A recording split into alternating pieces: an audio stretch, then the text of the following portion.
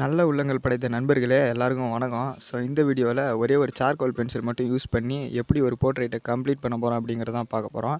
அதுக்கு எக்ஸாம்பிளுக்கு இந்த ஐஸ்வர்யா ராயோட ஒரு பிக்சரை வந்து எடுத்திருக்கோம். ஸோ நம்ம பேசிக்கிட்டு இருக்கிற போட்டிருக்கிற இந்த கேப்பில் வந்து ஐஸ்வர்யா ராயோட அவுட்லைனை போட்டு முடிச்சிட போகிறோம். நம்ம சேனலில் புதுசாக ஃபேமிலி மெம்பர் யாராவது ஜாயின் பண்ணி பார்த்துக்கிட்டு இருக்கீங்க அப்படின்னாக்கா சப்ஸ்கிரைப் பண்ணி பக்கத்தில் இருக்கிற பெல் பட்டனை ப்ரெஸ் பண்ணி நம்ம ஃபேமிலியில் ஜாயின் பண்ணிக்கோங்க. ஸோ இந்தமாதிரி ட்ராயிங்கில் உங்களுக்கு இன்ட்ரெஸ்ட் இருந்துச்சு அப்படின்னாக்கா நிறைய வீடியோஸ் வந்துக்கிட்டே இருக்கும். ஸோ இன்ஸ்டாகிராமில் நீங்கள் இன்னும் ஃபாலோ பண்ணல அப்படின்னாக்கா அதோட லிங்க் வந்து கீழே டிஸ்கிரிப்ஷனில் இருக்குது. ஐடியும் மேலே ஷோ ஆகியிருக்கு. ஸோ பார்த்து ஃபாலோ பண்ணிக்கோங்க, பார்த்து பண்ணி விடுங்க. ஸோ வாங்க இப்போ வீடியோக்குள்ளார போகலாம்.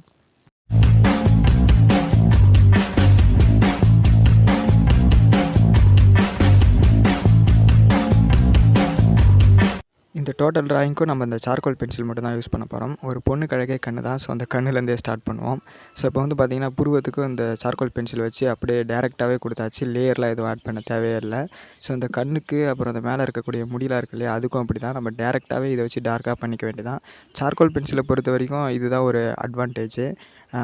ரொம்ப பெரிய பெரிய இடத்துல பெரிய பெரிய ஷேடிங்க்கெல்லாம் வந்து நம்ம இதை ஈஸியாக வச்சு பட்டுன்னு முடிச்சுட்டு வேலையை முடிச்சுட்டு போய்கிட்டே இருக்கலாம்.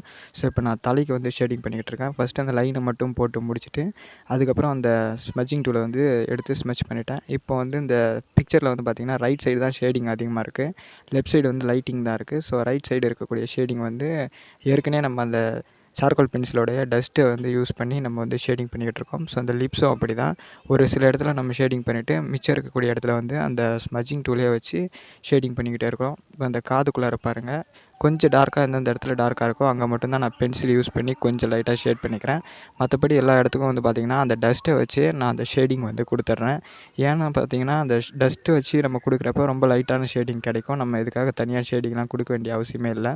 ஸோ இப்போ வந்து பார்த்திங்கன்னா ஈஸியாக முடிஞ்சிடுச்சு. இது ஒரு சிம்பிளான படம் தான். பார்த்திங்கனாலே உங்களுக்கு நல்லாவே தெரியும். ஸோ ஒன்றுமே கிடையாது. டார்க்கான இடத்துல வந்து நம்ம இந்த சார்கோல் பென்சிலை யூஸ் பண்ணி முடிச்சிட்டனாலே நமக்கு வேலையே தீர்ந்த மாதிரி தான். ஸோ மற்றபடி இருக்கிற இடத்துலலாம் இந்த மாதிரி டஸ்ட்டு யூஸ் பண்ணி ஜஸ்ட்டு நம்ம ஈஸியாக வேலையை முடிச்சுட்டு போயிட்டே இருக்கலாம். ஸோ இப்போது படத்தை நான் வந்து முடிச்சிட்டேன்.